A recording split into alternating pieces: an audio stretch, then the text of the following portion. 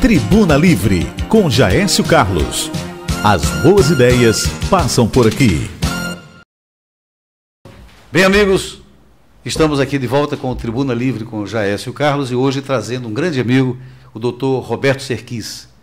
Doutor Roberto Serquis, como é que vai o senhor? Tudo bem? Tudo bem. Quem é Roberto Serquis? Roberto Serquis é um empreendedor no ramo de água mineral. Nós exploramos uma concessão federal de marca Santa Maria e agora também atuando no ramo da reciclagem, como um alongamento da atividade que exercemos de forma principal. Essa reciclagem ela é para aqueles botijões térmicos ou é de uma amplitude? Não, a indústria da reciclagem é uma indústria nova, né? É uma concepção nova dentro também de um cenário novo, né? O sindicato ele agrupa exatamente uma série de indústrias, né, que fazem todo um trabalho de segundo processo, ou seja, certo. O resíduo, o lixo que não é lixo, ele é a matéria-prima dessa indústria. Isso era uma carência, né, doutor? Como é que surgiu a ideia de fazer esse sindicato? Em 2010 foi aprovada a Política Nacional de Resíduo Sólido. E essa política ela está em fase de implementação. Nós temos aí 7 anos, né? E as coisas estão sendo acordadas entre quem produz, entre quem comercializa e quem consome. Existe uma responsabilidade compartilhada. Né? E a indústria da reciclagem é exatamente quem vai receber aquele material que pode ir para o segundo processo. Que materiais são esses, doutor? Então, nós temos na indústria, no sindicato, indústrias que utiliza toda a parte de resina plásticas, sim, seja o nome técnico, polipropileno, PET, polietileno, são os tipos de plástico que são descartados, né? Uhum. Que são consumidos e, consequentemente, descartados. Indústrias que dão o tratamento adequado, o descarte adequado ao eletroeletrônico, a descontaminação de lâmpadas. Usinas, nós temos 3 usinas que são filiadas ao sindicato na área da construção civil, muito importante, o tratamento do entulho, né? Então, existe um potencial no estado do Rio Grande do Norte instalado e ainda subutilizado. Então, é preciso que a gente avance nessa direção. E é isso que o sindicato está se propondo, buscar exatamente essa organização da indústria da reciclagem, né? 4 pilares foram postos pelos os colegas, os associados, e nós estamos trabalhando em cima desses 4 pilares, quais sejam a ampliação da base. Nós começamos com 8 indústrias, hoje nós estamos com 25 indústrias filiadas, então já houve uma ampliação, devemos filiar esse ano mais 6 indústrias. Certo. Né? São todas do Rio Grande do Norte? Todas no Rio Grande do Norte. Certo. Todas no Rio Grande do Norte. Uma outra linha de trabalho é exatamente a questão tributária. Nós temos aí uma competição desleal em relação aos estados do Ceará e Pernambuco. Sim. Quer dizer, o material que é produzido no estado do Rio Grande do Norte, ele é tributado 18%. Sim. Aquele material que é a matéria-prima da reciclagem, que é para o segundo processo, ele é tributado 18%. Enquanto Pernambuco é 0% e o Ceará é 1%. Então, é preciso que a gente trabalhe essa questão da tributação para que dê uma competitividade em relação aos estados. Isso aí já é um problema de governo, né? É o governo quem define isso? É um problema de Estado, digamos assim, né? Que é preciso dar um olhar especial para essa atividade, porque é uma atividade que vai exatamente evitar que o material que possa ser reciclado ele seja aterrado.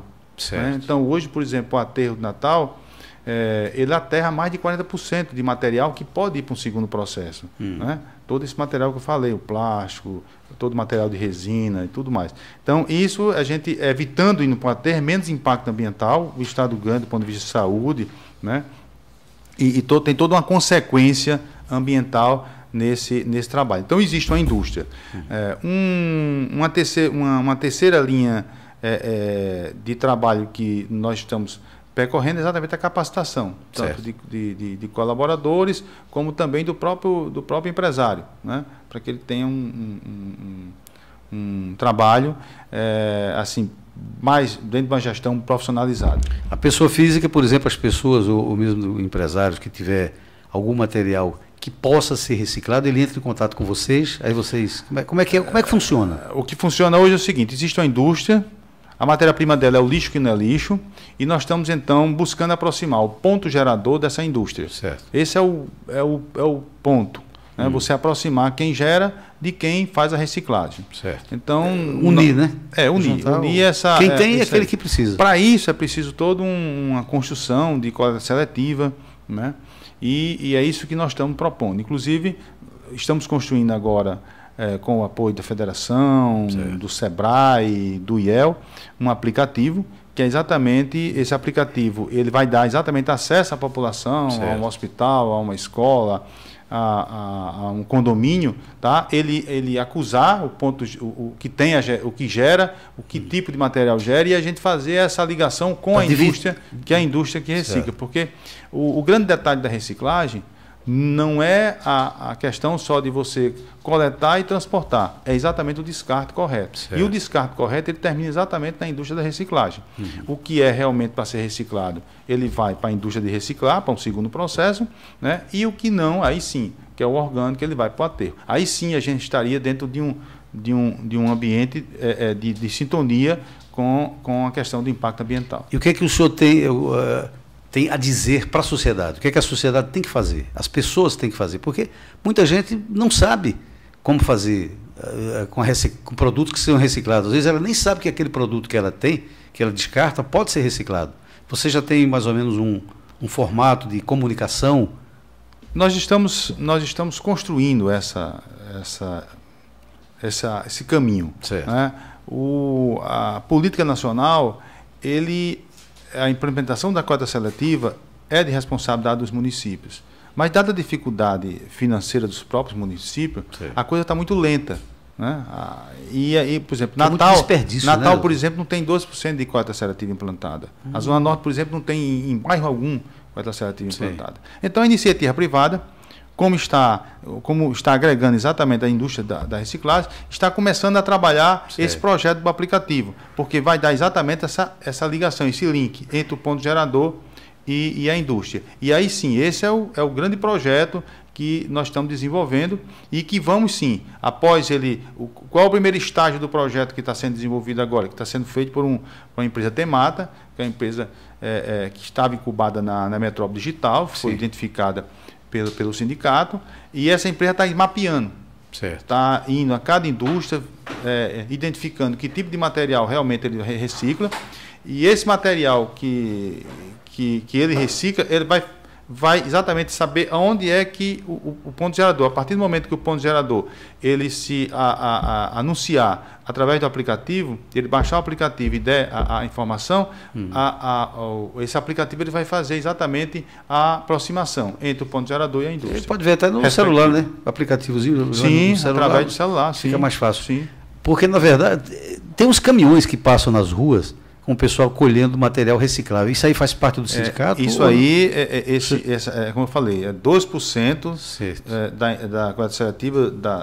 Natal não tem 12% implantado. Então, certo, isso faz parte de um trabalho da prefeitura. Agora, não está na mesma velocidade, no mesmo ritmo que se deseja. Então, a indústria está chegando, a iniciativa privada está se manifestando exatamente para dar um apoio e logicamente, colaborar nesse projeto de avanço na questão da coleta, do transporte e da reciclagem. Eu acho que esse trabalho que vocês estão fazendo poderia chegar às escolas também, para orientar nas escolas, não é? As escolas é um ponto que nós vamos atuar. Sei. Tá? Sobretudo por conta da própria educação ambiental. Isso, exatamente. Então, através da escola, você tem um agente multiplicador fantástico, para que esse projeto ele realmente tenha o alcance que se deseja. Eu tive vendo outro dia um aplicativo muito interessante que é usado em São Paulo. Quer dizer, você dá o nome da rua, por exemplo, e diz mais ou menos... Por exemplo, eu tenho um televisor velho que eu quero doar, aí dá o nome da rua direitinho, aí o aplicativo vai lá e ele sabe justamente aonde vai colocar aquele equipamento, né, na indústria de reciclagem. É mais ou menos assim que vocês vão fazer aqui em Natal, né? Esse é o ponto fundamental, certo, que é o descarte correto. Né? Não adianta só você coletar e transportar. Tem que complementar todo o traçado da reciclagem, que é exatamente o descarte. O Certo. que é para ser reciclado vai para a indústria reciclar, Isso. e o que é para ser aterrado vai para o aterro. Mas minimamente vai para o aterro. Que é essa orientação que é necessaríssimo, né? A população acho que não sabe nada disso, né, doutor? Muita gente nem sabe disso, né? É todo um trabalho, toda uma construção, né? Isso é uma coisa que é uma cultura que ao longo do tempo você vai trabalhando. E é isso que nós estamos caminhando, trabalhando para que aconteça. O senhor falou em 25 empresas que já estão atualmente. A maioria é em Natal ou são todas em Natal? 25 na região metropolitana. Sim, na metropolitana. Extremóis, Parnamirim, Macaíba, tá? São Gonçalo, em toda a área. E na própria Natal. Certo. E são cidades como, por exemplo, Mossoró, Caicó, vocês têm interesse em... Nós temos hoje, pelo cadastro da indústria e pela Receita Federal, pelo cadastro da Receita, 121 indústrias da reciclagem, né? Certo. Das quais 25 estão no sindicato, Certo. devemos filiar mais 6 agora, né? E lógico que nós vamos abranger. E a tendência é todas elas chegarem, A né? tendência é nós trazermos todas para exatamente o sindicato, porque é uma forma de você Isso. organizar um setor, profissionalizar esse setor, dar liga a esse setor. Certo. Né? E Embora você imagine que na década de 50 já existia uma empresa que fazia esse trabalho aqui, por exemplo, a Compal, né? Já Sim. fazia esse trabalho ali, mas sem realmente perceber que a realidade hoje... É outra, porque anos-luz, né? A indústria ela só produziu, então ela só engenhou. O grande detalhe agora é você fazer a reengenharia, a logística de volta daquilo que você colocou no mercado. E a tecnologia vai facilitar muito esse trabalho. Sem dúvida. A tecnologia aliada à inovação permanente é realmente, digamos assim, o caminho para que a gente possa alcançar esses objetivos na área da coleta seletiva e consequentemente, da reciclagem. O senhor está otimista com esse projeto? Muito otimista. Nós assumimos essa bandeira há 1 ano e meio, o sindicato está afiliado à federação há precisamente 1 ano e meio. Né? Nós temos mais 3 anos e meio de mandato. Né? Nosso mandato é único, ele não tem reeleição. 4 anos? Não, não tem reeleição, ele é 5 anos. Né? Sim. Nós assumimos muito conscientes e só assumimos porque o mandato era único, dentro de um modelo que nós compreendemos como para dar tempo a trabalhar. Real. Né? E para dar também, logicamente, depois que alcançarmos os nossos objetivos de estruturar todo esse setor, passarmos para um colega também dar a sua contribuição, sem aquela intenção de estar se perpetuando. Perfeito. Nós vamos fazer um pequeno intervalo, daqui a pouquinho a gente volta, ok? Pegasus, automação comercial para o varejo, bares, restaurantes e postos de combustíveis.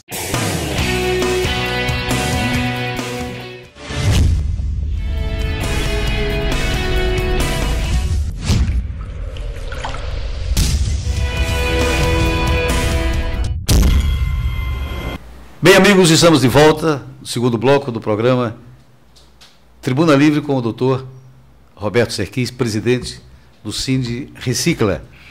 Doutor, nós vamos mudar um pouquinho de assunto. Eu queria que o senhor, como empresário bem-sucedido no ramo de atividade que o senhor escolheu, eu gostaria que o senhor desse uma opinião sobre a situação atual do Brasil. O que é que o senhor acha disso? Como é que, do seu entender, isso vai caminhar?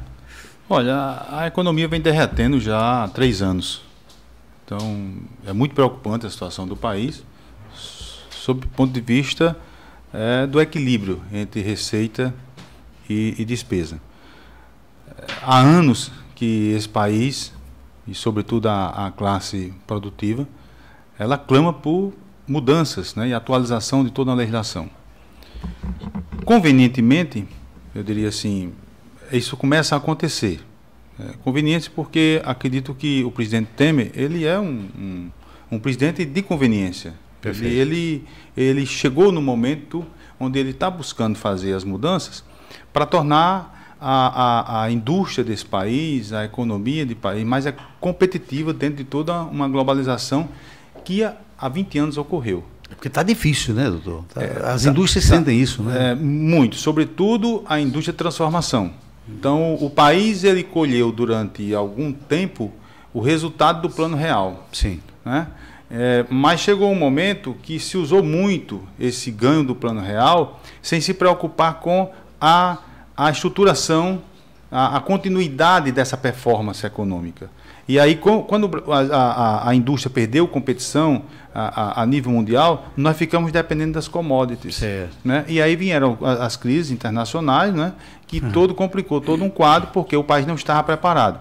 Eu faço uma comparação, assim, às vezes, na minha época, se falava muito do filhinho de papai. Sim. Então, o filhinho de papai era aquela figura que consumia... Não produzia, consumia tudo que o pai tinha, e o pai, por um amor, ia fazendo todas as vontades, chegava um momento que acabava o dinheiro.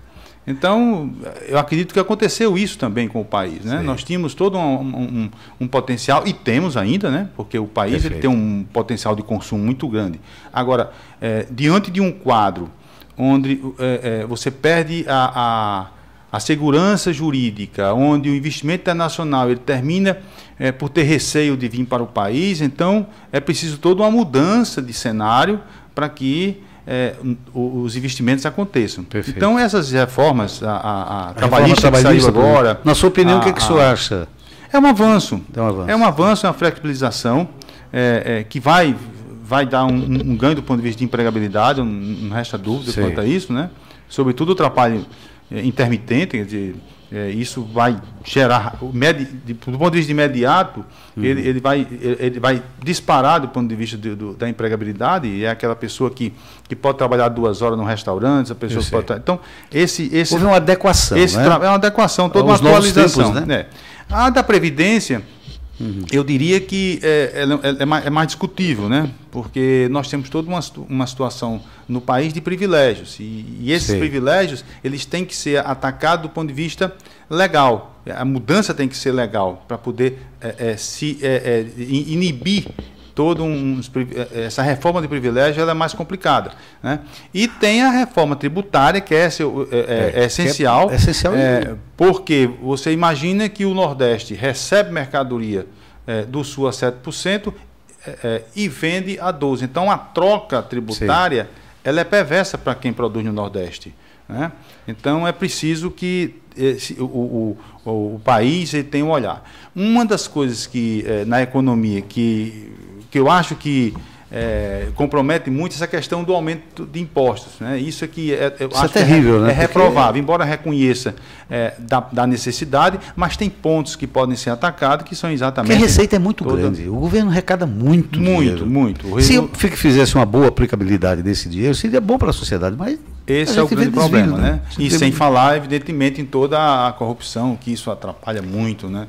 O senhor acredita que esse país ele melhore essa condição durante quanto tempo, mais ou menos? O senhor dá quanto tempo de prazo para começar a ressuscitar? Porque está morto praticamente, né? Olha, eu acredito que, feitas as reformas, pelo menos a tributária ou a Previdência ainda esse ano, né, passado isso, em 2018 a gente vai começar a respirar todo essa estrada que foi pavimentada. Certo. Mas acredito que em 2019, essa é a minha perspectiva. Com o novo governo. Eu sempre queria assim, o espírito tem que ser otimista, embora eu tenha que pisar dentro da realidade. Então, a minha realidade de pensamento é exatamente essa, mas mantenho sempre o otimismo que esses prazos que eu pense, eles aconteçam antes. Porque não adianta também você ser negativo, né? Quer dizer, você tem que ser otimista mesmo. Sim, o espírito tem que estar armado. Então nós já passamos por tanta crise, tanto problema, né? E já superamos, né? Muito. Qual o conceito que o senhor dá? Por exemplo, porque o próprio presidente Temer estava querendo que a reforma da Previdência viesse somente em 2019, com um novo governo. O senhor acha que isso é algum medo dele ser reprovado? Por que esse temor? Porque, como eu falei, a reforma da Previdência tem pontos, né, que exige uma discussão maior. Todos esses privilégios que foram gerados, eles têm um aspecto legal que precisam ser trabalhados. É diferente de uma reforma tributária, né, e uma reforma trabalhista, né? É um trabalho, digamos assim, mais cartorial, mais de discussão do parlamento, né? Mas quando você fala de previdência, existe engajado na previdência toda uma gama de privilégios que precisam ser discutidos. E aí, quem é que vai renunciar privilégio, né? Porque tem muitas grandes empresas que devem quando eu falo privilégios conquistados, né? Sim. Que precisam ser rediscutidos, precisam ser revisados. Mas o senhor acha que esse pessoal tem interesse em rediscutir isso? Porque não é possível, né? Tem empresas aí que... Mas aí, já é exatamente a dificuldade de você aprovar uma reforma previdenciária. É exatamente esse interesse de você renunciar a privilégios. Sim. Então, talvez não seja nem a palavra renunciar a privilégio nesse momento. Seja assim, como é que você vai trabalhar para você revisar todo esse processo que é danoso para o país, essas distorções salariais que existem no país, né? E esse quadro também de corrupção que está aí no país instalado, né? Todo mundo condena, na verdade, a corrupção. Inclusive até os corruptos condenam, mas é que hoje, com a mídia social, com a tecnologia, todo mundo sabe de tudo sobre todo mundo. Está aí essas mudanças que realmente elas precisam ser feitas. O senhor, como empresário, o senhor acredita em dias melhores para a indústria, principalmente do Rio Grande do Norte, né, que é muito sacrificada também, né? A corrupção tem cinco aspectos que precisam ser analisados. Isso é no mundo. Um país é mais ou menos corrupto, que o dinheiro mexe, pautado né? sobre 5 aspectos. O país é mais ou menos corrupto. Democracia é um deles. Imprensa livre. Judiciário independente. Gestão profissionalizante e educação. O que é que o país tem hoje? Tem democracia? É meio mais complicado, ou menos. Mais ou menos. Tem imprensa livre? Não tem nada. Eu que trabalho na imprensa, eu sei como é. Tem judiciário independente? Você vê a briga dos homens aí, né? Tem gestão profissionalizada, com 25 mil cargos comissionados a nível federal? E fora os ministérios, Temos né? educação. Então, por isso esse mar de corrupção. Nós temos meia democracia. Desses 5 aspectos que eu citei, nós precisamos evoluir em 4,5. Perfeito. Então, essa mudança do ponto de vista de corrupção, começamos a trabalhar na Lava Jato, uma mudança, é um ponto de partida. É um ponto de partida. E esses novos juízes também, esses novos pessoal. Agora, imagine, dentro desse contexto que eu analisei aqui, como nós temos que avançar. E aí sim, eu acredito que a população, a democracia ela vai se qualificando. Então, a eleição de 2018 é importantíssimo. Perfeito. Que se chame a atenção do eleitor para que ele vote de uma forma diferente. É um divisor. Para que ele analise tudo que nós estamos vivendo aí, tá? Que um dos pontos que realmente minou toda a capacidade de investimento dos estados da própria União é exatamente a corrupção. É verdade. São milhões e milhões despejados aí, né? É verdade. E que hoje se sente falta desses recursos, né? Os gestores públicos, né? Que nós temos bons gestores públicos ainda. Mas parece que é uma contaminação, né? Sente falta de... É uma coisa contaminosa, né? Não sei, o pessoal... É uma cultura, né, que foi digamos assim, a corrupção não é uma coisa que aconteceu agora. Ela veio. Ela pode ter sido ampliada? Pode ter sido ampliada nos últimos anos. Evidentemente que a gente viu todo esse momento de apuração e tudo mais, perplexidade em alguns momentos, né, porque são milhões sendo devolvidos, quer dizer... É verdade. Né? Mas é o que eu falei, eu acho que o eleitor em 2018, né, o processo de corrupção, eu acho que começou a se trabalhar, eu acho que nós perdemos aí mais 2 gerações pela frente para poder a coisa, mas temos que dar o ponto de partida. Eu acho que foi um mal que vai trazer um bem enorme. Eu acho que o eleitor, por exemplo, é só ver qual é o candidato. Se tiver numa dessas listas de corrupção, é só não votar nele, velho. Vota em gente nova. Não prestou, substitui, até um dia dá certo, porque eu acredito que dê certo. Eu fico muito preocupado com essa coisa tributária para o empresário, porque a carga tributária é muito pesada e que provoca, inclusive, sonegação.